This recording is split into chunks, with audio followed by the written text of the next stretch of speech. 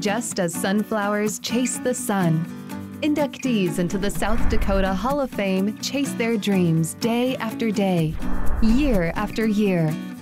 The 700-plus inductees in the Hall of Fame come from all backgrounds and corners of our state. What their stories have in common is their unwavering courage and belief in their dreams. These dream chasers are an inspiration for us all to strive for excellence and believe in our own potential to chase dreams well into the future. Peter Hegg is an entrepreneur, rancher, dreamer, and more importantly, an individual whose business success has been built on trust and relationships. Peter's passion for South Dakota has resulted in hundreds of new jobs and millions in revenue, first-class buildings, and business developments. And as an unofficial ambassador of the state, he sings the praises of life in South Dakota around the world. Today, Hegg Companies is a third-generation, family-owned business that specializes in all aspects of commercial real estate. The company has demonstrated success in commercial real estate, including hospitality development and management, and commercial property development. Well, hello, I'm Miles Beacom with South Dakota Hall of Fame, and today we have a 2008 Hall of Fame inductee, Pete Hegg, and he has an incredible story to share with you, and we'll start with that. Had to figure out, how am I going to get a job to pay enough to go back to school? And I always liked agriculture. And off I went up around Mitchell, South Dakota, and started the business to bale hay. And that worked great. I was only 18 years old, so I was having the hard time getting jobs. So I thought, well, I'm going to lower my charge to by bale. We weren't charging 10 cents a bale to bale hay back then. So I went down to 9 cents, and that made a difference. So that's how I got started in business. So I learned business by accounts payable, accounts receivable, marketing, all the aspects of business. It was the best education I ever had. I made enough money to go back to St. Olaf.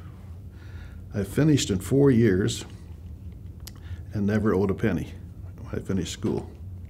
That's pretty impressive with no help from your parents from that point on.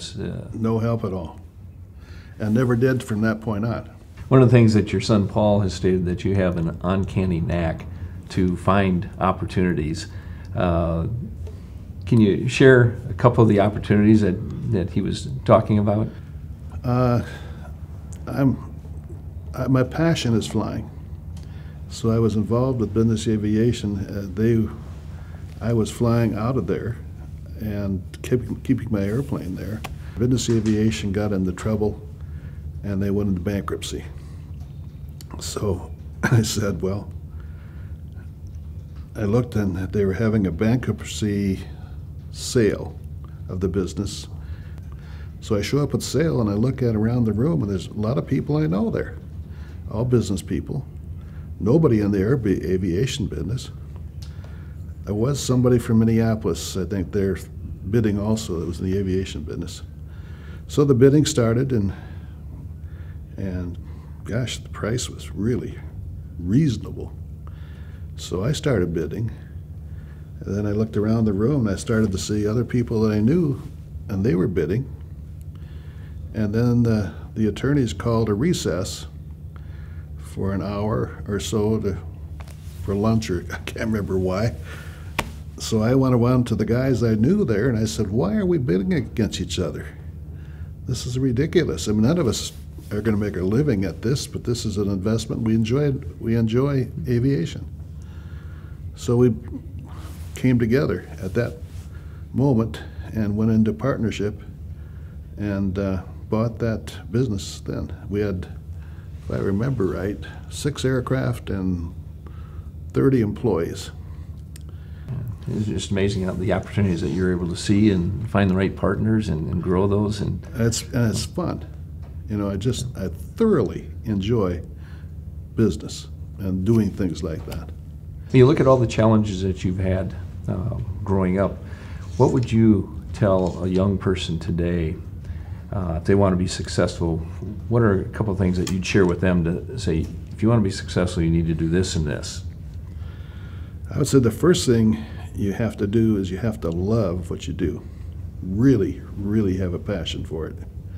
And if you have a love and a passion for it, you'll be successful. And then you have to stick to it.